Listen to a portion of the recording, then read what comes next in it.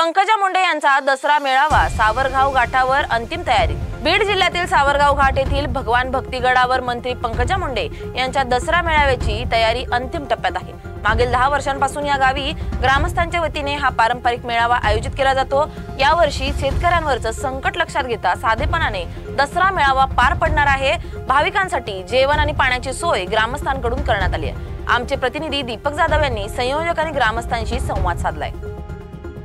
महाराष्ट्रामधील दसऱ्याची परंपरा आगळीवेगळी आहे आणि महाराष्ट्रामध्ये अनेक दसरा मेळावे होतात, पण बीड जिल्ह्यामधील जो सावरगाव गावचा घाटचा जो दसरा मेळावा आहे, जो पंकजा मुंडेच्या उपस्थितीमध्ये पार पडतो, या दसरा मेळाव्याची आता जय्यत तयारी सुरू झालेली आहे। आपण पाहू शकतो या ठिकाणी हे ग्राउंड आहे मोठं, याला साफसफाई देखील करण्यात आलेली आहे आणि ते मंडप लावण्याची तयारी देखील सुरू आहे। आता या ठिकाणी जे इलेक्ट्रिकलचं काम आहे ते देखील सुरू आहे।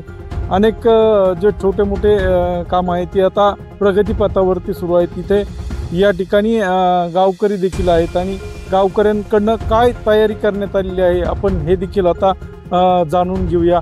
या गावातील प्रतिष्ठित नागरिकांनी जे इथं नियोजन करतायत ते देखील आहेत।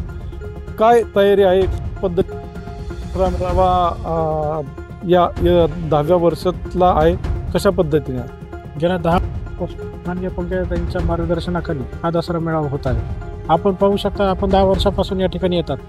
10 वर्षापूर्वी ही राष्ट्रसंत भगवान बाबाची जन्मभूमी ही वंचित होती, कोणाला माहीत नव्हती, पण माननीय पंकजाताईंच्या माध्यमातून या जन्मभूमीचं नंदनवन या ठिकाणी झालेलं आहे। आपण पाहू शकता, दरवर्षीची आम्हाला एक वळण पडलेलं आहे की हा दसरा मेळावा आपल्या इथं होणार आहे, परंपरेचा हा मेळावा आहे। तर याला पार्किंगची व्यवस्था असेल, स्टेजची व्यवस्था असेल किंवा अजून इतर व्यवस्था, येणाऱ्या पाहुण्यांच्या जेवणाची व्यवस्था असेल, याची कुठलीही गैरसोय आम्ही ग्रामस्थ म्हणून सर्वजण एक म्हणून या ठिकाणी करतो आणि कुठलीही गैरव्यवस्था या ठिकाणी होणार नाही याची दक्षता आम्ही या ठिकाणी घेतो। सध्या बीड जिल्ह्यात असेल किंवा मराठवाड्यात पावसाचं सावट आहे, पण या दसरा मेळाव्याला हा ओपन स्पेस आहे, मग कशी तयारी असेल? आता तुम्ही पाहताय, इथं ऊन असो, वारा असो किंवा पाऊस असो, आमच्या नेत्या पंकजाताई देखील उन्हात या ठिकाणी भक्तांना मार्गदर्शन करतात आणि भक्त देखील उन्हातून ताईचं मार्गदर्शन ऐकतो।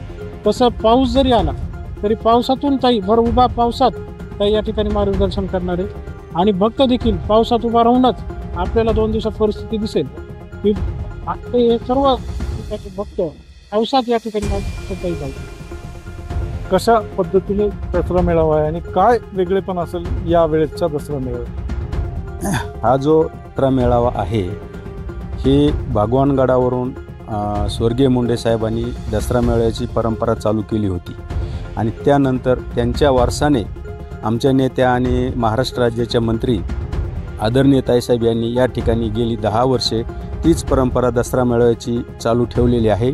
या ठिकाणी जो दसरा मेळावा आहे यामध्ये वेगळेपण असं आहे की यावर्षी मराठवाड्यात, महाराष्ट्रात आणि या जिल्ह्यात, या गावातसुद्धा पावसाने हाहाकार केलेला आहे। शेतकऱ्यांच्या, गोरगरिबांच्या अनेक आर्थिक नुकसानी झालेले आहेत, शेती वाहून गेलेल्या आहेत। त्यामुळं ताईसाहेबांनीही सांगितलं की हा मेळावा कुठलाही जास्त हे न करता, म्हणजे या ठिकाणी बॅनरबाजी दिसणार नाही, कुठलं दरवर्षीप्रमाणे तुम्हाला जास्तीची सजावट वगैरे म्हणजे खर्च आम्ही करणार नाही आणि साधेपणाने फक्त या ठिकाणी ताईसाहेब येतील। या ठिकाणाहून भगवान बाबांचा आशीर्वाद, मुंडे साहेबांची प्रेरणा आणि ताईसाहेबांचं जो प्रेम आहे हे घेऊन जाण्यासाठी लाखोच्या संख्येने, या गेल्या वर्षीपेक्षाही जास्तीच्या संख्येने लोक या ठिकाणी भक्तगण येतील आणि ताईसाहेबाला, मुंडे साहेबाला आणि भगवान बाबाला मानणारी कोणी मंत्री असतील, आमदार असतील, खासदार असतील किंवा जिल्हा परिषद सदस्य असतील, अनेक लोकप्रतिनिधी या ठिकाणी भगवान बाबाचा आशीर्वाद घेऊन जाण्यासाठी येतात। गेल्या वर्षीप्रमाणे यावर्षी अनेक लोकप्रतिनिधी या ठिकाणी उपस्थित राहतील अशी आम्हाला अपेक्षा आहे। पण एकीकडे जिल्ह्याभरात, मराठवाड्यात, महाराष्ट्रात अतिवृष्टी झाली आहे, शेतकरी नुकसान झालेलं आहे आणि जे महाराष्ट्रात जे काही दसरा मेळावे होत आहेत ते मोठाले कार्यक्रम होतात। काल परवा बीडला ओबीसी मेळावा होता, जो भुजबळांच्या उपस्थितीत तो त्यांनी रद्द केला की पूरग्रस्त भागामध्ये जाऊन आपण पाहणी केली पाहिजे आणि त्यानंतर शेतकऱ्यांना मदत मिळाली पाहिजे। पण आता अशी एक मागणी होती की जे दसरा मेळावे महाराष्ट्रभरात होतात ते रद्द करावेत आणि पूरग्रस्त शेतकऱ्यांना मदत करावी, याकडे कसं पाहता? नाही, हा जो दसरा मेळावा आहे महाराष्ट्र भगवान बाबापासून सुरू होतो आणि राजकीय इतिहास जर म्हणलं तर मुंडे साहेबापासून सुरू होतो. भगवान बाबांचा आशीर्वाद घेण्यासाठी आणि भगवान बाबाची ऊर्जा घेण्यासाठी या ठिकाणी आम्ही जरी ठरवलं दसरा मेळावा करायचा नाही, ताईसाहेब जरी म्हणल्या रद्द करायचा तरी सुद्धा या ठिकाणी भक्तगण उसळेल आणि त्याचं ताईसाहेबांना दखल घ्यावी लागेल. आणि म्हणूनच पूरग्रस्त आहे, पाणी आहे, नुकसानी झाल्यात, म्हणूनच या ठिकाणी या वर्षीचा दसरा मेळावा कुठलीही बॅनरबाजी आतिषबाजी न करता सर्व म्हणजे साधेपणाने होणार आहे. बाबांची जी भक्त आहेत त्या भक्तांना ऊर्जा देण्यासाठी लोक या ठिकाणी जमा होणार आहेत. येऊ नका म्हणलं तरी येणार आहेत आणि लोकांच्या आग्रहास्तव ताईसाहेबांनी या ठिकाणी उपस्थित राहावं लागेल. त्याच्यामुळं दसरा मेळावा होणं गरजेचं आहे. आता दसरा मेळावा परवा होतोय, परंतु ताईसाहेब या आधीच पूरग्रस्तांच्या मदतीला भेटीला जालना जिल्हा असेल, बीड जिल्हा असेल, या तालुक्यात सुद्धा पाहणी करून गेल्यात, सांत्वन करून गेल्यात. आणि ताईसाहेब या लोकांच्या मदतीसाठी धावून जाणारे लोकनेते आहेत, त्या जाणारच आहेत, त्या मदतही करणार आहेत, शासनाकडे करतील. परंतु ही जी बाबांनी घालून गेलेली परंपरा आहे ती मात्र होणार नाही. तर काय कशा पद्धतीने हा दसरा मेळावा आणि काय वेगळे पण आहे या दसरा मेळावा? हा दसरा मेळावा दरवर्षीपेक्षा यावर्षी अधिक मोठ्या संख्येने या ठिकाणी भक्तगण येणार आहेत व या बीड जिल्ह्याची जी व महाराष्ट्राची जी सामाजिक सलोखा बिघडलेला आहे मागील 2 वर्षामध्ये आरक्षणाच्या मुद्द्यावर व इतर मुद्द्यावरती ती विणण्याचं काम पंकजताई यांच्या माध्यमातून होईल. या कार्यक्रमासाठी या ठिकाणचे जे आयोजक आहेत, सरपंच व इतर या गावातील नागरिक यांनी अत्यंत चांगली सोय केलेली आहे.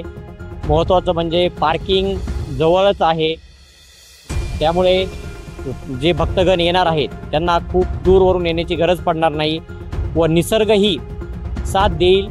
कारण की 18 पगड जातीतील समाज महाराष्ट्रातील हा सर्वात मोठा मेळावा असतो.